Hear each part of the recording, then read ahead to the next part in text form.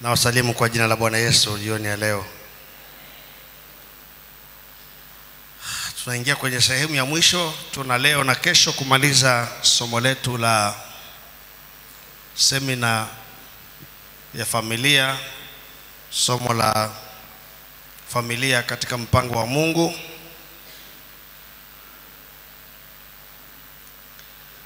Na somo letu limekuwa na sehemu kubwa sita, na leo tuna sehemu ya sita ya mwisho, leo na kesho.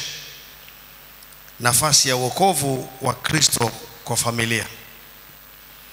Nafasi ya wokovu wa Kristo kwa familia. Unakumbuka neno kuu la somo letu ni ukweli kwamba familia ilikusudiwa kuwa kioo cha kuakisi sura ya Mungu duniani,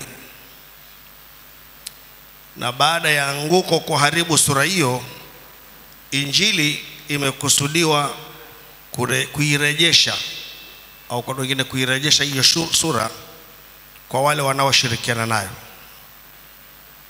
Mambo matatu: sura ya Mungu duniani ilivyoharibiwa na anguko na jinsi ilivyorejeshwa katika Kristo, na habari njema za huyo Kristo zinavyokusudiwa. Kama habari njema inavyokusudiwa kumrejesha mtu individual kama mtu, pia inamrejesha na familia. Ukimtengeneza mtu, umetengeneza na familia pia. Bwana Yesu apewe sifa nyingi. Hebu tuombe. Baba yetu, tunakuja mbele zako wakati huu kwa jina lake Bwana Yesu. Tunakuja kwako kwa damu ya Kristo ambayo inatukaribisha kwenye uwepo wako. Inatupa ujasiri wa kukaribia kiti cha neema, mahali ambapo tunapewa rehema, tunapata neema ya kutusaidia wakati wa mahitaji.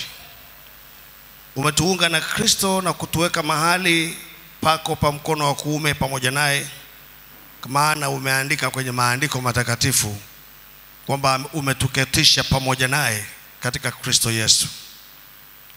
Na ni kutoka mahali pako pale, mahali pasiri ulipotupa kukaa katika Kristo Yesu, tunapokea ufunuo wa neno lako lililothibitishwa, lililofanywa imara mbinguni milele. Tujalie ufunuo wa neno hili, tujalie kuisikia sauti yako katika maneno haya, ili sisi kama mtu mmoja mmoja na sisi kama familia tupate kuponywa, tupate kuokolewa na kila neno baya. Tuiakisi sura yako katika ulimwengu wa sasa uliowagiza, kwa jina lake Mwokozi Yesu, amen. Katika kutazama nafasi ya wokovu wa Kristo kwa familia, leo tunatambulisha dhana hiyo au ukweli huo kwa mambo makubwa mawili. La kwanza, Kristo alitukomboa katika laana ya Torati, akatupa mbaraka wa Ibrahim. Hii ni kweli ya milele, imethibitishwa. Na la pili, kanisa limeingizwa katika agano lililo bora zaidi ya lile la kwanza. Haya ni mambo mawili tutazungumza leo.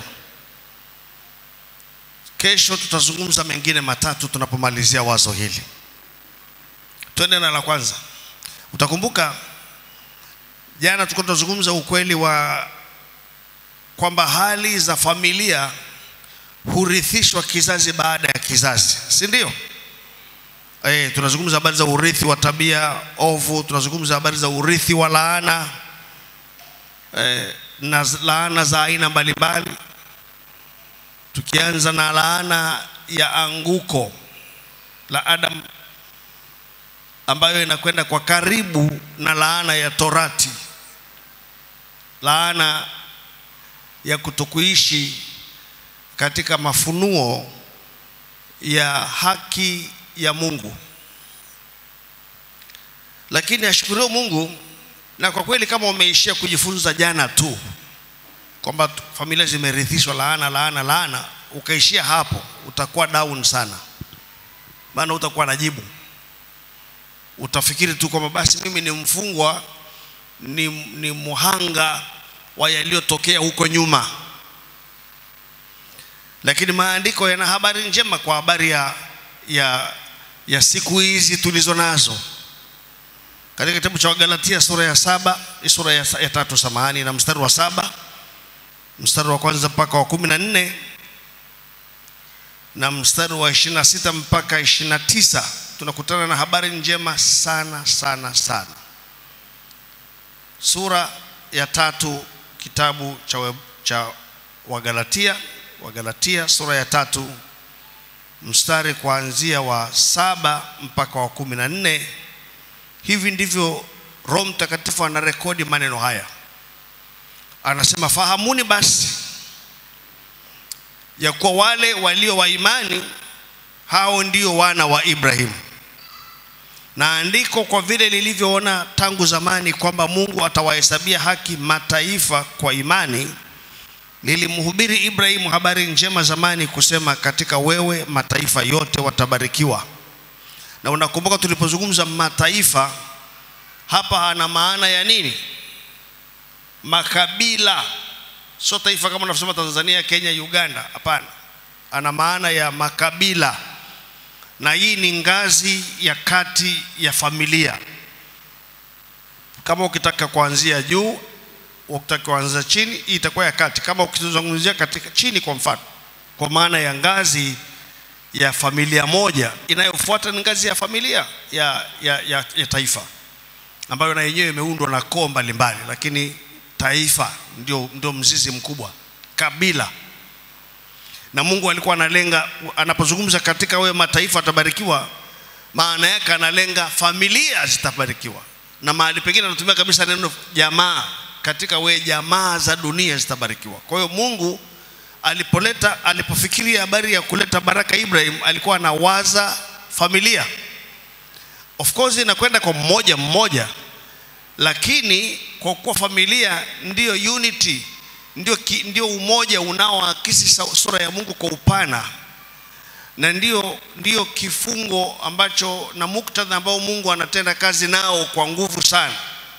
Anazungumza habari za familia. Katika wewe familia zitabarikiwa. Basi hao walio wa imani hubarikiwa pamoja na Ibrahim aliyekuwa mwenye imani.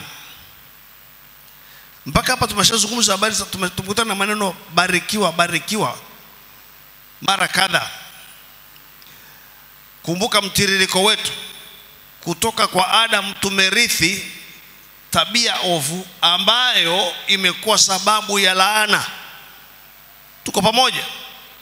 Lakini sasa Mungu ana cancel yale, analeta baraka. Na anasema, kwa maana wale wote walio matendo ya sheria wako chini ya laana, maana imeandikwa, amelaaniwa kila mtu asiyedumu katika yote yaliyoandikwa katika kitabu cha Torati ayafanye. Na kwa kuwa haiwezekani kudumu huko usikosee, anasema ni dhahiri, mstari wa 11, ya kwamba hakuna mtu ahesabiwaye haki mbele za Mungu katika sheria, kwa sababu mwenye haki ataishi kwa imani. Na Torati haikuja kwa imani, bali ayatendayo hayo ataishi katika hayo. Kristo alitukomboa katika laana ya Torati. Sema nyuma yangu, Kristo alitukomboa katika laana ya Torati, kwa kuwa alifanywa laana kwa ajili yetu. Maana imeandikwa, amelaaniwa kila mtu aangikwaye juu ya mti, ili kwamba baraka Ibrahimu iwafikilie mataifa katika Yesu Kristo, tupate kupokea ahadi ya Roho kwa njia ya imani. Moja kati ya vitu ambavyo Roho wa Mungu amenipa, yani ufunuo ambao amenipa katika maandiko na katika kujifunza kwangu hivi karibuni kwa nguvu sana, ni ukweli wa kwamba Mungu anashughulika na watu kwa msingi wa kisheria, kwa msingi wa kiagano. mifumo unayoiona ya kisheria duniani actually asili yake ni Mungu. Sio kitu wanadamu walikitunga kwa akili zao. Asili yake hasa ni Mungu. Na ndio maana maandiko yanasema wanaokaa kwenye kiti cha hukumu wamekalia kiti cha Mungu, sio chao. Yaani mahakimu, majaji, na hata watu wanapokaa kati ya wawili watatu kupatanisha, kukata maneno ya wenzao, ile pale ni hukumu. Na ndio maana ukisoma kwenye Torati, Mungu alionya sana kwamba unapofanya hukumu kati ya watu usiangalie uso wa mtu, usipendelee mtu, kwa sababu hukumu ni ya Mungu. Bwana Yesu apewe sifa nyingi. Asili ya hukumu, haki ni Mungu. Ngoja tukiwa na hili kabla ya kuendelea sana, nikupe andiko moja hapa, kwa sababu unaelewa vizuri sana ukielewa ukweli huu wa kwamba mambo haya yana msingi wa kisheria. Katika kitabu cha Yeremia sura ya 9, Yeremia sura ya 9 mstari wa 23 na 24 anasema hivi. Yeremia 9:23-24 anasema, Bwana asema hivi: mwenye hekima asijisifu kwa sababu ya hekima yake, wala mwenye nguvu asijisifu kwa sababu ya nguvu zake, wala tajiri asijisifu kwa sababu ya utajiri wake, bali ajisifuye na ajisifu kwa sababu hii, ya kwamba ananifahamu mimi na kunijua, ya kuwa mimi ni Bwana nitendaye mambo matatu: kwanza wema, na pili hukumu, na tatu haki katika nini? Nchi. Kwa maana mimi napendezwa na mambo hayo, asema Bwana. Mungu ndiye mwenye hati miliki ya kitu kinachoitwa wema, hukumu na haki. Na anaposema hukumu anamaanisha nini? Ngoja nikusomee kwenye tafsiri nyingine hapa. Thus says the Lord, let not the wise and skillful person glory and boast in his wisdom and skill. Let not the mighty and powerful person glory and boast in his strength and power. Let not the person who is rich in physical gratification and earthly wealth glory and boast in his temporal satisfaction and earthly riches. But let him who glories glory in this, that he understands and knows me personally and practically and directly, discerning and recognizing my character, that I am the Lord who practices, anataja mambo matatu: loving kindness, ya tatu judgment, na la nne righteousness. Nitaka uone lile neno judgment, hukumu. Anasema anaye ajisifu kwamba ananifahamu mimi. Na ufahamu anaozungumza ni ule ufahamu kumjua yeye binafsi, kumjua kibinafsi, kuingia kwenye uhusiano naye kwa lugha nyingine, na kufahamu nature yake, ajue nature ya Mungu, tabia ya Mungu, hali tabia yake, ya kwamba yeye anatenda wema, loving kindness. Ni Mungu ambaye kwa msingi ni upendo, kwa msingi wa tabia yake. Lakini judgment ndiye anayesema hiki kiko sawa na hiki hakiko sawa. Hukumu ina Mungu, sio mwanadamu. Na haki, yaliyo haki. Maandiko yanapozungumza habari za wokovu wetu yanatumia lugha hii kukuonyesha jinsi ambavyo wokovu wetu umejengwa katika misingi ya kisheria. Katika kitabu cha Wakolosai, tutarejea kwenye andiko letu la msingi baadaye, lakini nataka tuestablish msingi ambao Mungu ametuokoa nao. Tuone katika maandiko msingi wa kuokoka kwetu ukoje. Anasema kwenye Wakolosai sura ya 2 mstari wa 13 na 14, na ninyi mlikuwa mmekufa kwa sababu ya makosa yenu na kutokutahiriwa kwa mwili wenu. Nirudie tena. Na ninyi mlipokuwa mmekufa kwa sababu ya makosa yenu na kutokutahiriwa kwa mwili wenu, aliwafanya hai pamoja naye, akiisha kutusamehe makosa yote. Sasa sikiliza mstari wa 14. Akiisha kuifuta ile hati iliyoandikwa ya kutushitaki. Hebu sema ya kutushitaki. Kuna hati ya mashtaka ya kutushitaki kwa hukumu zake, iliyokuwa na uadui kwetu, akaiondoa isiwepo tena, akaigongomea msalabani. Kulikuwa na msingi wa kisheria kwenye mahakama ya Mungu uliokuwa unatushtaki. Msingi huo ndio sababu ya laana tulizokuwa nazo. Angalia anavyosema kwenye Waefeso sura ya 2.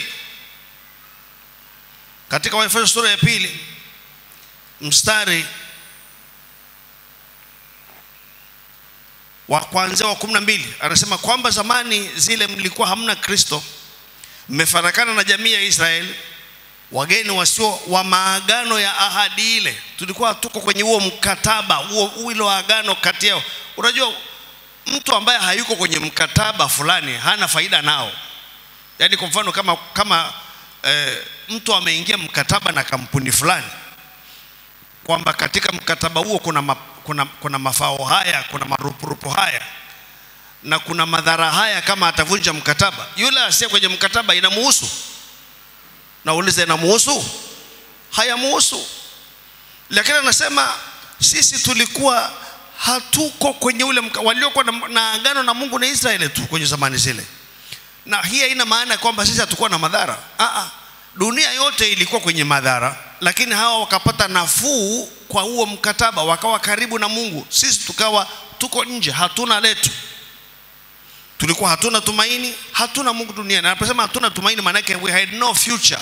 Tulikuwa hatuwezi kusema baada ya kutoka duniani kuna kwenda mbinguni. La kwetu lilikuwa ni kwenda motoni tu, basi ndio lilikuwa limebaki.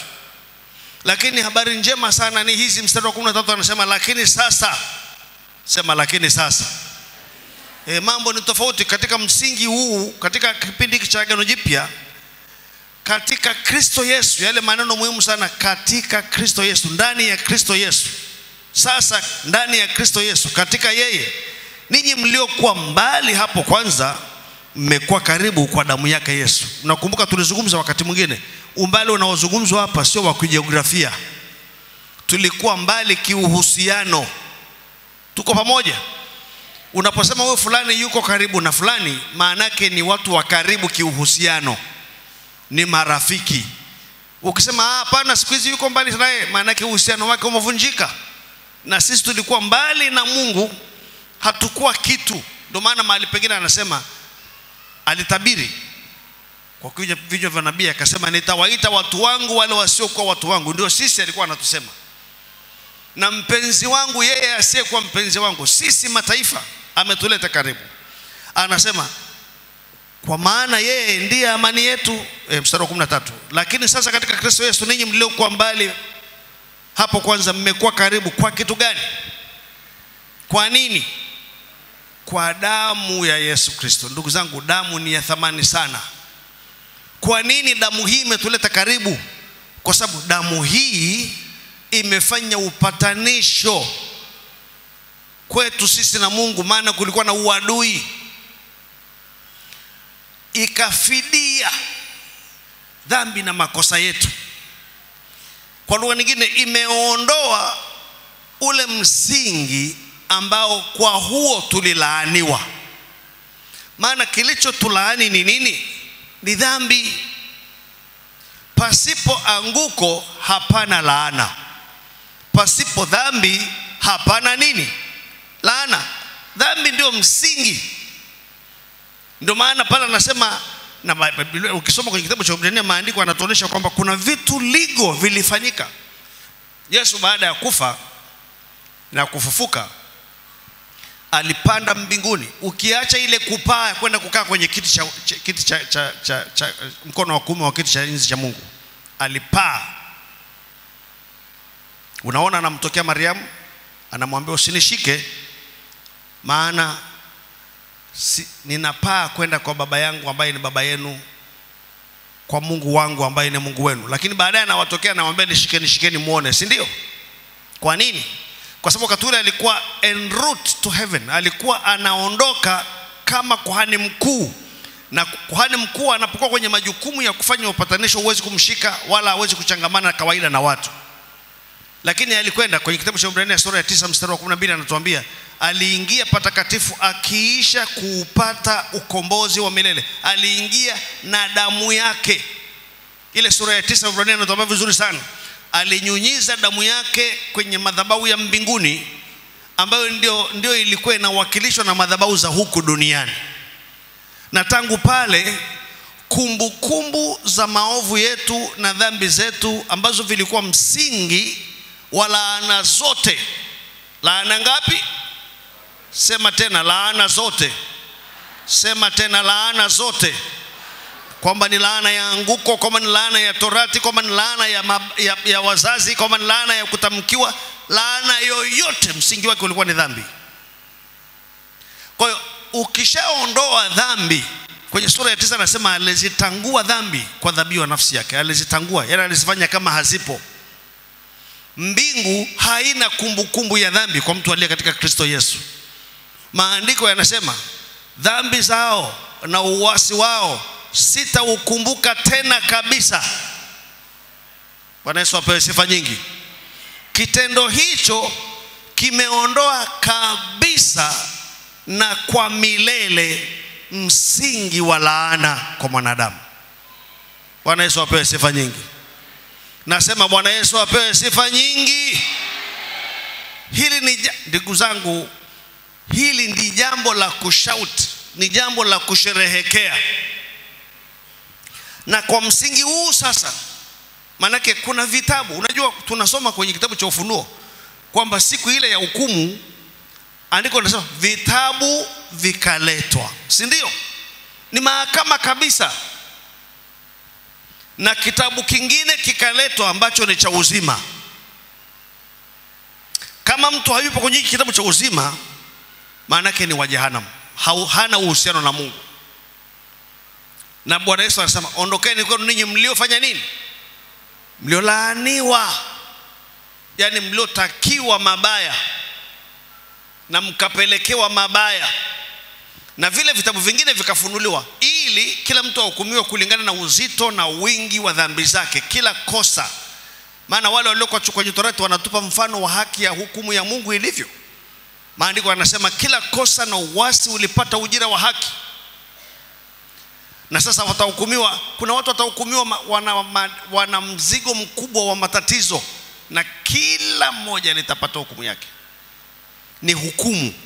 Tunasoma kwenye kitabu cha Danieli sura ya 7 kwa mfano, ya kwamba katika kile kipindi cha dhiki kuu, ile pembe ndogo ambayo ni mpinga Kristo, ambayo inanena maneno makuu juu yake aliye juu, anasema Danieli akisema, nami nikatazama kwa sababu ya maneno makuu iliyoinena ile pembe, vitabu vikaletwa, hukumu ikawekwa. Kuna mahakama kabisa inakaa. Alafu wakamuondolea mamlaka yake. Nani? Mpinga Kristo. Mpinga Kristo anakuja kutolewa duniani Yesu atakapokuja, lakini hukumu hiyo imefanyika kwenye courtroom ya Mungu. Nachotaka uelewe ni hiki: kuna mahakama mbinguni. Na ndio maana maandiko yanasema, yanamuita Mungu mwamuzi wa watu wangapi? Wote. Mwamuzi pale ni judge. Na Mungu na Ibrahimu alifahamu hilo alipokuwa anafanya maombezi kwa ajili ya Sodoma na Gomora. Akasema, je, mwenye haki awe kama mwovu? Hasha. Je, mhukumu ulimwengu wote asitende haki? Tunahitaji kufahamu Mungu ni mhukumu ulimwengu wote. Ni jaji wa mtu na mtu, ni jaji wa mambo ya familia, ni jaji wa taifa, ni jaji wa kila kitu. Yeye ndio jaji, kama nilivyokuambia, wote wakao katika viti vya hukumu wamekalia kiti cha Mungu, na watatoa hesabu kwa kufanya hukumu zisizo za haki. It's just a matter of time. Watu wanaofanya dhuluma katika kiti cha hukumu hawatakwepa, maana hukumu ina Mungu, na Mungu alionya sana. Ndio maana tunahitaji kusoma Biblia kwa wingi tupate ile sense. Unajua maandiko yanavyosema, ukisoma Biblia, ukitafuta hekima kwenye maandiko, hekima itakuingia, utafahamu kumcha Mungu. Ni kwa sababu utakuwa umekutana na cases nyingi na maneno yanayokuonyesha mpaka yakakubadilisha, yanakuonyesha sura ya Mungu mpaka unabadilika mtazamo. Alionya sana, usifanye upendeleo kwenye hukumu. Usitazame uso wa mtu inapokuwa mnakaa mna judge, hata kama huyu ni mheshimiwa sana na hapa kuna mtu mmoja hana jina lakini ana haki, mpe haki mwenye haki, mhukumu aliyekosa. Kwa maana hivyo ndivyo Mungu alivyo. Sasa huyu Mungu mhukumu ulimwengu wote alituhukumu, na nikuulize, hukumu ya kwanza duniani ilitendwa wapi? Pale Eden. Si ndio Mungu alishuka pale bustanini pale, akatoa hukumu kwa nyoka, akatoa hukumu kwa mwanamke ambayo inatekelezwa mpaka leo, akatoa hukumu kwa Adam. Hata dunia nzima ikaangukia hukumu ya anguko la Adam. Na maandiko yanatuambia viumbe vya asili vitatoka kwenye huo utumwa wakati watoto wa Mungu watakapofunuliwa, yani utakapoingia kwenye utawala wa miaka 1000. Na kuanzia hapo Eden tumemwona Mungu akijaji. Anakuja siku za Nuhu, anahukumu ulimwengu. Anashuka Sodoma na Gomora, anaihukuma Sodoma na Gomora na miji iliyo kando kando yake. Anafika Misri wakati wa Farao yule Ramesses pamoja na Israel waliokuwa utumwani, anamhukumu Farao na miungu ya Misri. Na kama alivyokuwa amekwisha kumwambia Ibrahimu, kizazi cha 4 uzao wako utakuwa mgeni katika nchi isiyo yake, na baada ya miaka 400 watatoka na mali mengi, nami nitalihukumu taifa lile. Mungu ni jaji mpaka leo. Ukisoma katika vitabu vya manabii na utaona jinsi ambavyo Mungu alitoa hukumu, sio kwa Israeli tu, na kwa mataifa mengine. Na usisahau mataifa yote yako chini ya Yesu Kristo. Ndio maana Yesu anaitwa mkuu wa wafalme wa nani? Wa dunia. Na hakuna taifa litakaloepuka hukumu. It's just a matter of time. Mataifa yafanyayo dhuluma, yanayoua watu, yanayofanya nini, usifikiri ataepuka hukumu ya Mungu. It's just a matter of time. Hukumu ni haiepukiki kwa individuals na kwa mataifa, haiepukiki. Ni swala la muda tu. Ni swala la muda tu. Katika sura hiyo yote ndio Mungu anatuambia mahali tulipoponea. Na Mungu aliona njia, maana namna ya Mungu kutusalimisha na laana ni moja tu. Unahitaji kuelewa vizuri sana. Kuondoa dhambi. Na sio kuondoa tu dhambi za individual maana dhambi zina historia. Nafikiri tunakumbuka tumesoma katika fundisho. Dhambi zina historia, zina date back to Adam, kuanzia pale Eden. Sasa Mungu alipomjipatia mtu mwaminifu Ibrahim, ambaye kwa yeye angelitengeneza taifa la kumleta Masihi duniani, alitangulia kuona tangu mwanzo ya kwamba kwa huyo mzao wa Ibrahim Mungu atatengeneza msingi wa kuondoa laana, ambao ni mmoja tu, kuondoa dhambi. Kuondoa dhambi. Basi. Na huyo Kristo ndio mtoto wa Ibrahim ambaye amefanyika dhabihu. Alipokaa msalabani, kitendo cha kukaa msalabani kilikuwa ni hekima ya Mungu. Isaya anasema ameweka juu yake maovu yetu sisi sote. Ni kitendo legal cha kisheria kabisa kwamba dunia imehukumiwa hukumu kwa sababu ina dhambi zake. Hakuna jinsi nyingine, dhambi zake zilipwe. Unajua tunaposema kwamba tumepokea wokovu bure, ni bure kwa maana ya kwetu sisi, sio kwamba wokovu wenyewe ni bure. Wokovu wenyewe una gharama kubwa kuliko kitu chochote. Umegharimu uhai wa mwana wa Mungu, sio wa bure. Ni bure kwa upande wetu sisi, kwamba sisi hatukutoa chochote, lakini wenyewe umegharimia. Kwa sababu kama kwa mfano unadaiwa, una deni na trilioni 10, la usipolipa unafungwa wewe na watoto wako na wajukuu zako na kila kitu chako. Mtu mwingine akikulipia akakuletea receipt ya malipo, wewe kwako utakuwa umepokea huo msamaha bure, si ndio? Lakini je, maana yake huo msamaha una gharama? Hapana. Tofauti ni kwamba hiyo gharama ukuilipa wewe, lakini mwingine ameilipa. Na ndugu zangu, nawaomba, moja ya kitu kinachotupa shida ni kutokuinua dhabihu ya mwana wa Mungu, ni kutokuona thamani yake, ni kutokujua nini maana ya Yesu kutufia, ni kutokujua thamani ya ile damu. Ukizungumza ile damu, Biblia imesema vizuri sana kwenye ile damu. Kwenye kitabu cha Warumi sura ya 3 wanazungumza habari za ukombozi tunaoupata kwa damu, kwa imani katika damu ya Kristo. Kwa imani katika damu ya Yesu Kristo ndipo tunaokolewa. Na damu hiyo ndio inatupa ujasiri wa kupaingia patakatifu. Twaingia patakatifu kwa ujasiri kwa sababu tunaenda na damu. Hatuendi na mimi nimeokoka miaka mingapi iliyopita, mimi naitwa nani. Wewe ulivyo katika mwili si kitu chochote mbele za Mungu. Hata kama ungekuwa nini, yani hata kama chochote unaweza kukipata dunia hii, hakiwezi kusimama mbele za Mungu, Mungu akakukubali kwa sababu yake. Lakini tunapoenda na damu, tafsiri yake ni kwamba tunaenda tukikubali kwamba sisi kama sisi wenyewe tulikuwa tumekufa, tulikuwa tuna dhambi, tulikuwa hatustahili. Lakini nakuja na damu kwa sababu yupo huyu anayestahili, amechukua dhambi zangu, amelipia dhambi zangu, na damu hii imeninunua.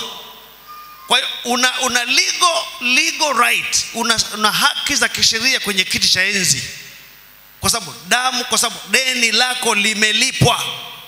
Sema amen.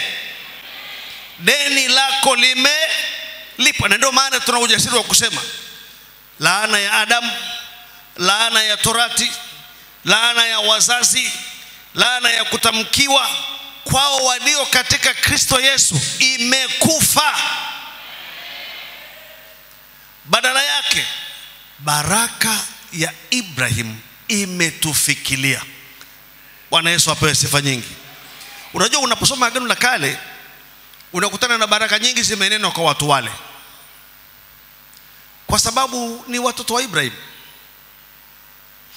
Na shetani anakuambia hii ilikuwa ni kwa sababu ya Israeli. Listen, kwa njia ya Kristo Yesu nimekuwa Mwisraeli pia. Bwana Yesu apewe sifa nyingi. Tena nimekuwa mtu mpya, Mwisraeli mpya, Myahudi mpya rohoni. Pengine unaweza kusema mchungaji, maneno hayo mengine ni too much. Okay, twende kwenye kitabu cha Warumi sura ya 2.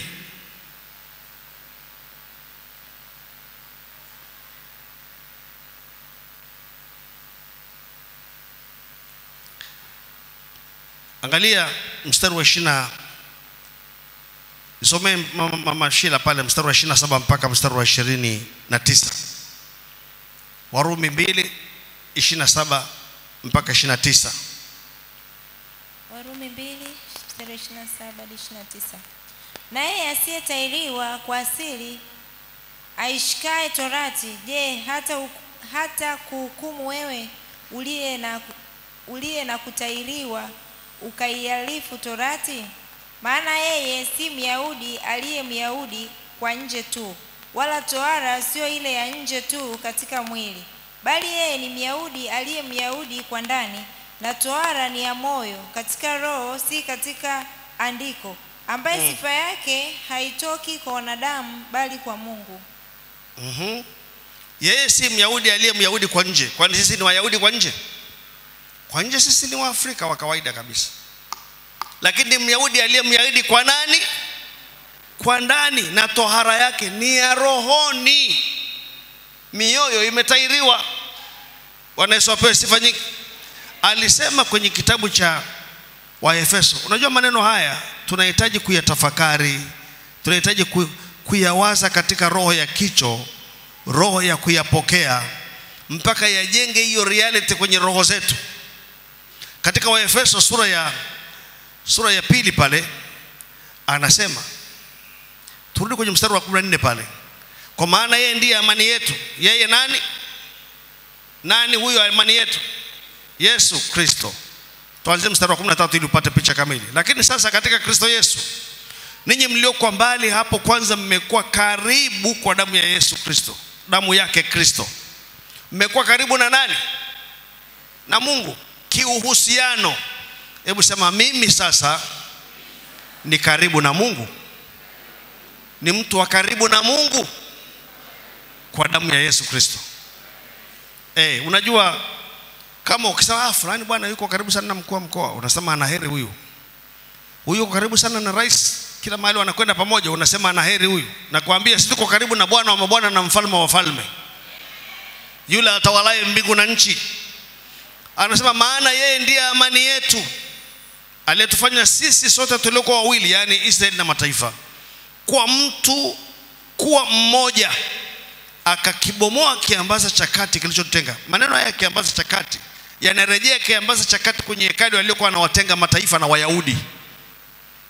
Unajua hekalu lile, hata ile hema ilikuwa inazungumza habari za jinsi ya kumkaribia Mungu kwa dhabihu na ibada, na jinsi ambavyo unavyokuwa karibu na lile sanduku kule patakatifu, maana yake ndivyo ulivyo karibu nawe. Aliyekuwa na nafasi ya kuingia kwenye patakatifu alikuwa ni mmoja, kuhani mkuu, naye siku moja tu katika mwaka, akiwa na dhabihu anayotoa kwa ajili yake yeye na kwa ajili ya taifa analoliwakilisha, kuonesha ya kwamba hata yeye hakupaswa kuingia bila damu. Tuko pamoja, ambayo inafanya atonement, inafanya upatanisho kwake yeye na wengine. Ni peke yake alikuwa anaenda paka pale kwenye kiti cha rehema, lakini walio nyuma yake ni makuhani walioteuliwa na Mungu, wanahudumu patakatifu. Patakatifu ni mmoja tu, patakatifu. Na Biblia inatuambia huko patakatifu na patakatifu palikuwa panatenganishwa na ile hema, ile pazia.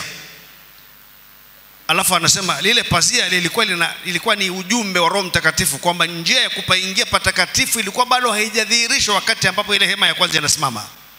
Kwa lugha nyingine, njia ya kumkaribia Mungu kabisa kwenye uwepo wake ilikuwa bado haipo, ilifungwa tangu Eden. Tuko pamoja? Alafu ukitoka kwa makuhani unafika kwa wana wa Israeli huku, na wana wa Israeli walikuwa wanaanzia kwenye ule ua wa nje, hapo wanapoanza kunawa mikono na miguu na kutoa dhabihu na nini. Huko nje utakutana wana wa Israeli wamezunguka ile hema, lakini nje kabisa kuna mataifa wengine ambao they are nobodies mbele za Mungu.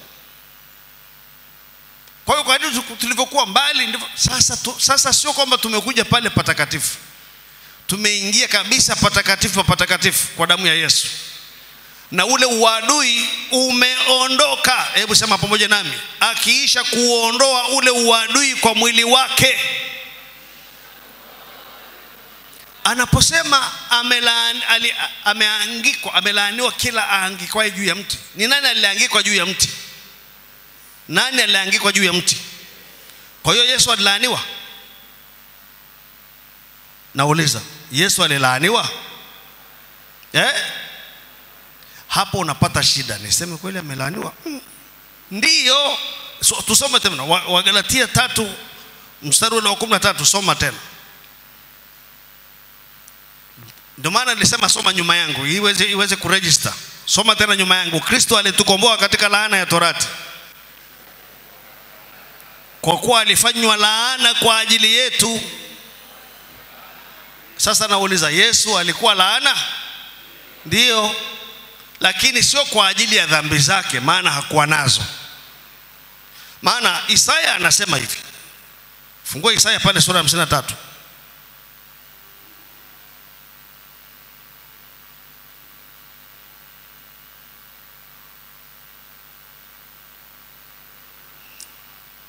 Mstari kuanzia wa 3 tusome Mama Shila mpaka ule mstari wa 6. Hamsini na tatu kuanzia mstari wa 3. Alidharauliwa na kukataliwa na watu, mtu wa huzuni nyingi, ajuaye sikitiko, na kama mtu ambaye watu humficha nyuso zao. Alidharauliwa, wala hatukumhesabu kuwa kitu. Hakika ameyachukua masikitiko yetu, amejitwika huzuni zetu. Bali alijeruhiwa kwa lakini tulimdhania ya kuwa amepigwa. Sijui Biblia yako imeruka hiyo. Lakini tulimdhania ya kuwa amepigwa na Mungu na kuteswa. Bali alijeruhiwa kwa makosa yetu, kwa maovu yetu. Adhabu ya amani yetu ilikuwa juu yake, na kwa kupigwa kwake sisi tumepona. Sisi sote kama kondoo tumepotea, kila mmoja wetu amegeukia njia yake mwenyewe, na Bwana ameweka juu yake maovu yetu sisi sote. Unapomtazama Yesu msalabani, watu wengi hata wakati wa Pasaka wanamtazama kwa kumhurumia. Masikini Yesu. Yani wanafikiri aliteswa tu, hata hawajui maana yake nini. Unapomwona msalabani, actually wewe ndio umemweka pale msalabani. Wewe na mimi ndio tumemweka pale msalabani. Ona juu yake maovu yako yote, magonjwa yako, laana zako zote. Yesu alibeba mzigo mzito usiofikirika, usiomithilika. Na kwa sababu alifanywa dhambi. Tunakumbuka anasema yeye asiyejua dhambi Mungu alimfanya dhambi kwa ajili yetu, si ndio? Wakorintho wa pili sura ya 5 mstari wa 21. Alifanywa dhambi kwa ajili yetu. Akishafanywa dhambi, basi amelaaniwa. Maana angalia, kinacholeta laana ni nini? Tuelewane vizuri haya mahesabu. Kinacholeta laana ni nini? Dhambi. Na yeye alikuwa hajui dhambi, hajui kumkosa Mungu. Alikuja kama substitute, kama mbadala wetu. Ndio maana Yohana Mbatizaji akasema, tazama mwana kondoo wa Mungu aichukuaye dhambi ya ulimwengu. Ukisoma katika Walawi sura ile ya 17 utaona jinsi ambavyo ile siku ya upatanisho. Mwisho kusikia Israeli wakisema leo ni siku ya Yom Kippur. Ngapo unasikia neno Yom Kippur? Yom Kippur maana yake ni siku ya upatanisho. Israeli wote walikuwa wanahudhuria kwenye hapo karibu na hekalu. Ndio siku ambayo makuhani mkuu ataingia patakatifu kufanya upatanisho kwa damu yake, kwa ajili yake na kwa ajili ya taifa, kwa dhambi zilizotendwa za kutokujua za mwaka mzima. Tunaelewana? Mwaka mzima. Na kulikopo na kondoo wawili wanapigiwa kura. Kura sasa sio kama ile ya kwenda kuweka kura kwenye, unajua neno kura kwenye Biblia alitumika kama unavyotumia leo kura kwenda kumchagua mbunge sio na nani. Kura ni kama vile, kwa mfano umeona kwenye mpira wa miguu, kabla hawajacheza wao wanafanya nini?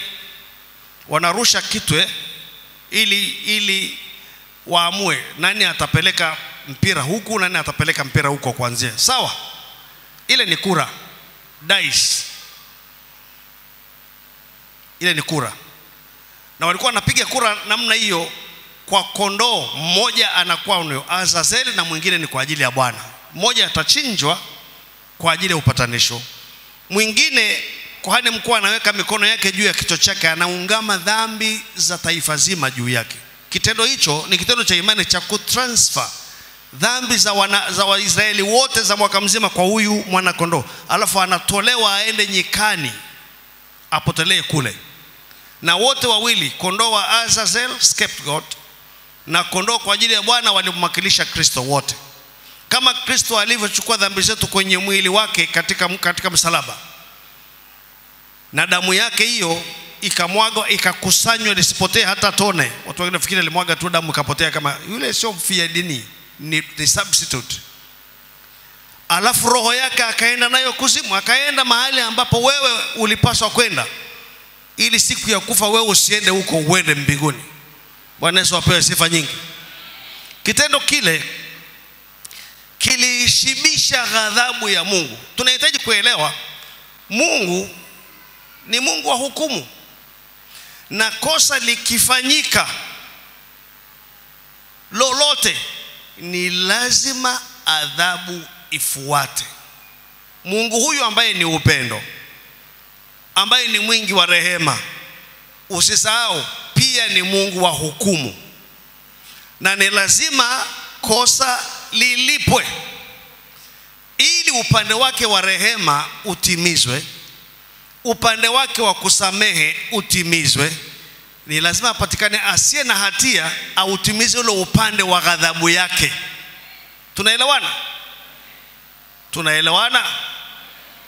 Ndiyo, anapenda kusamehe, anapenda kukukubali, lakini hawezi kukubali dhambi yako ikiwa inakaa, kwa sababu ni kinyume na nature yake. Ndugu zangu, Mungu kwa maana ya upande wake wa hukumu ni mkali kuliko unavyoelewa. Na ukitaka soma Biblia yako vizuri, soma vitabu vya Torati sawa sawa. Wale waliomkaribia tofauti na njia aliyokuwa ameiweka walikufa instantly, kama akina Nadabu na Abi walikufa mara. Na kosa, dhambi ilikuwa na matokeo aina moja tu, kifo basi. Unakumbuka wale waliochungulia lile sanduku walikufa makumi elfu ya watu, na Mungu akasema jamani, wengi sana hao. Utakatifu wa Mungu na haki yake unafananishwa na moto. Ndio maana maandiko yanasema Mungu ni moto ulao. Sasa wewe washa moto mkubwa pale, mkubwa kabisa, alafu mwambie rais peleka mkono, moto utaacha kumchoma kwa sababu ni mheshimiwa rais? Utaacha kumchoma? Moto utamchoma mtu yeyote atakayekuwa hapo, moto hula. Na Mungu katika hali hiyo ya kuwa moto ulao, akimkaribia mtu mwenye dhambi, moto unamramba tu, ni kawaida kabisa. Ili moto usiwe moto kwako, lazima dhambi ile ilipwe. Bas, no way out. Maandiko yanasema Kristo alitukomboa kutoka katika laana ya Torati, kwa sababu alifanywa laana kwa ajili yetu. Na kwa kawaida ya kisheria, kama mtu akifanya makosa, kwa mfano leo umepatikana na kosa, kwa mujibu wa sheria za nchi, zimetungwa sheria bungeni kwamba ukifanya 1, 2, 3 itakuwa ni kosa. Unajua jinai ni kwenda kinyume na kosa linalotajwa na sheria kwamba hii ni kosa. Kama bunge alijatunga sheria ya kwamba hii kitu fulani ni kosa, ukikifanya hicho kitu hakiwezi kuitwa kosa la jinai. Tunaelewana? Kwa sababu hakuna sheria uliovunja. Lakini ukivunja sheria yoyote, umetenda kosa.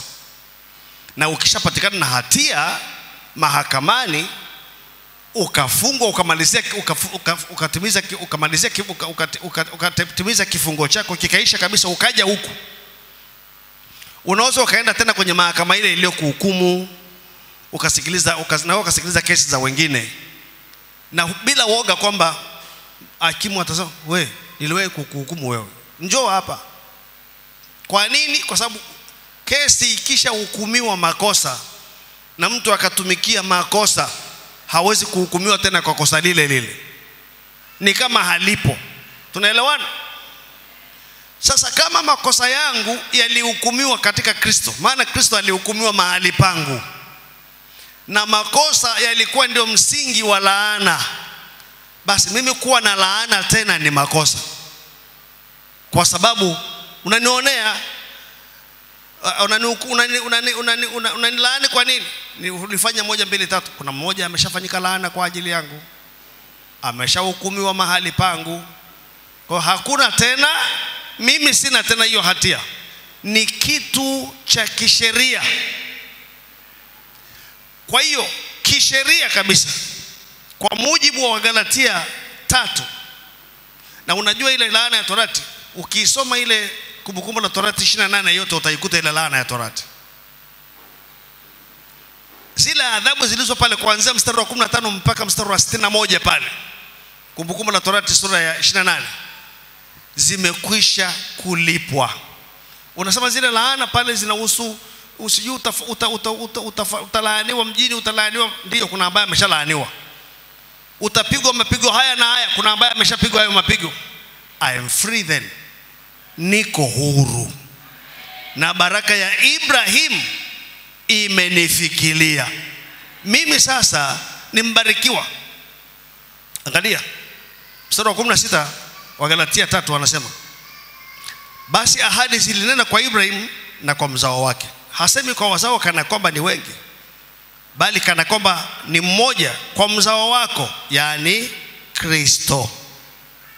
Ahadi zilinena kwa Kristo. Mstari kuanzia wa 26, mstari kuanzia wa 26 wa Galatia sura ya 3, tunamaliza na hayo. Kwa kuwa ninyi nyote mmekuwa wana wa Mungu kwa njia ya imani katika Kristo Yesu. Maana ninyi nyote mliobatizwa katika Kristo mmemvaa Kristo. Hapana Myahudi wala Myunani, hapana mtumwa wala huru, hapana mtu mume wala mtu mke, maana ninyi nyote mmekuwa mmoja katika Kristo Yesu. Rudia nyuma yangu mstari wa 29. Na kama ninyi ni wa Kristo, wangapi wa Kristo hapa? Sawa, mimi ni wa Kristo. Mimi ni wa Kristo kabisa. Rudia tena. Na kama ninyi ni wa Kristo, basi mmekuwa uzao wa Ibrahimu na warithi sawa sawa na ahadi. Unakumbuka tulisema kwamba na sisi tumekuwa sasa Wayahudi rohoni, sio? Tuko pamoja? Sisi nasi ni wazao wa nani? Ibrahim, baba yetu Ibrahim mwenye imani. Rudia tena mstari ya nyuma pale tulianza kusoma haya mstari. Mstari wa 7. Soma nyuma yangu. Fahamuni basi ya kuwa wale walio wa imani hao ndio wana wa Ibrahim. Wangapi wa imani? Yani sisi sio wa sheria ya Torati, sisi ni wa imani katika Kristo Yesu. Mstari wa 9, rudia nyuma yangu. Basi hao walio wa imani hubarikiwa pamoja na Ibrahim aliyekuwa mwenye imani. Kwa sasa ninyi ni walaaniwa, si ndio? Ninyi ni kwa misingi ya kisheria kabisa, on legal grounds, sisi ni wabarikiwa. Sasa nilitaka tuzungumze na la pili, kama tulivyosema kanisa limeingizwa kwenye agano lililo bora zaidi, lakini muda haututoshi kwa sababu leo ni Jumamosi, tunataka tumalize mapema, tuwape wanaofanya maandalizi ya ibada. Tusimame, tutaendelea nalo kesho, hili la pili, la tatu, la nne, la pili, la tatu, la nne na la tano. Na kesho Bwana akitujalia, mnakumbuka ibada ni saa ngapi? Saa 2:30, na tutakuwa na madarasa. Kwa hiyo nitakuwa na saa nzima ya kufundisha, tutakuwa na saa moja ya ibada ya kumwabudu Bwana, saa moja ya kufundisha. Ikifika saa 4:30 tumemaliza kwa maana ya mafundisho, tunaingia kwenye maswali, tunajibu maswali, alafu pia tutaingia kwenye group discussion. Tutadiscuss case 2 tofauti, familia moja na familia nyingine, kwa magroup. Mwenyekiti atatogawa. Sasa sio familia moja tutakayojadili, tutajadili familia sitaga, maana kesho tutakuwa na meza asubuhi hapa. Tutagawanika kwenye magroup bila kujali familia tumekaaje, kwa ajili ya kujadili. Alafu tunaisoma ile kesi moja na maswali yake, tunajadili, baadaye tunafanya presentation, na baada ya kumaliza pale tutaingia kwenye kuziombea familia zetu. Kama tutakavyojifunza kesho, sisi tulio ndani ya Kristo tumekwisha kubarikiwa, na tunachohitaji ni ku-exercise rights, ni ku-enforce, ni kuleta katika uhalisia kwa njia ya imani zile baraka za Ibrahim, na kupinga uongo wa shetani. Approach ya Kikristo ya kibiblia sio kuvunja laana. Approach ya kibiblia ni kumpinga shetani, naye atawakimbia, maana hana haki tena. Bwana Yesu apewe sifa nyingi. ukishashinda kesi mahakamani, kwa mfano una kesi ya madai, unachofanya ni kuenforce yale maamuzi ya mahakama. Sasa mahakama ya mbinguni imekwisha kututangaza huru mbali na laana, na imetupa risiti ya kulipwa deni zetu. Sasa unajua, unawezekana kuna mtu alikuwa amekunyang'anya kiwanja chako, amekunyang'anya nyumba yako, umeshinda mahakamani, lakini bado yuko kwenye nyumba. Unafanya nini? Una enforce, unakuja kukazia nini? Ndio inaita kukazia hukumu, sio? Ili kwamba sasa aondoke kwa nguvu. Huji kumuomba kwamba bwana, tafadhali bwana, si unaona hata mahakama imenipa haki, naomba basi. Nakumbuka tulikuwa tunakaa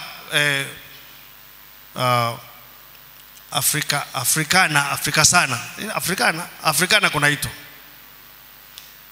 Alafu tulikuwa na jirani yetu pale. Wakati fulani nikawa na safari ya Marekani, nikarudi, nikaambiwa kumetokea kitu cha ajabu sana kwa jirani yetu. Nini? Kumbe hii nyumba ilikuwa na kesi miaka mingi na ameshindwa kesi, kwa hiyo ameondoka. Nikajisikia kuguswa sana. Siku moja katika siku hizo maana lazima wahamishe vitu vyao, kwa alikuwa amekuja, nikamkuta mama amekaa pale, nikamfuata, nataka kumfuata ili nikampe pole. Aliponiona aliinua gari akakimbia mbio, hataki, anaona aibu hata majirani wasimuone. Nataka kusema hivi, ukijua haki zako, yule occupier aliyokuwa anakaa isivyo halali kwenye mwili wako, kwenye familia yako, atatimua mbio haraka sana. Na uhitaji kwenda kutafuta mtu fulani aje aivunje. Unajua, unaposema kuvunja laana, una imply kwamba bado ipo, ila mwanadamu ndio mwenye nguvu ya kuivunja. Imekwisha vunjwa. Dhabihu ya Yesu imekwisha kuivunja. Na sasa tunakuja kwa ujasiri tukiwa na hati ya mahakama machoni pa shetani na kumwambia, wewe imelipwa ile, na wewe hapa una trespass, fiata mkia, kimbia. Hebu tumwambie Yesu asante kwa sababu ametuokoa na laana ya torati. Na mahakama iliyokuu kuliko zote imesha declare kwamba tuko huru. Inua mkono wako, fungua sauti yako, usimnyime Mungu shukrani, usimnyime Mungu sifa. Mwambie asante kwa kuniokoa, mwambie asante kwa kunifungua, asante kwa kunileta karibu kwa damu ya Yesu. Mwambie asante, shout sifa zake. Asante kwa wema wako Baba yetu, asante kwa mapenzi yako makuu. Yale yalikuwa matatizo makuu kwetu ambayo yalitufunga tukawa hatuna namna, wewe umetushindia, wewe umetupigania kwa gharama zako mwenyewe. Maana ulimtuma Yesu kwa gharama zako mwenyewe, ambaye alitoa mahali petu, akafanyika dhambi mahali petu, akafanyika laana mahali petu. Hata mahakama yako ikaridhika kwamba deni limelipwa. Na wewe umetutangazia sasa tumekuwa warithi wa ile mbaraka uliomwamuru Ibrahim na mzao wake. Maana sasa tumekuwa warithi pamoja nawe, warithio pamoja na Kristo. Asante, asante.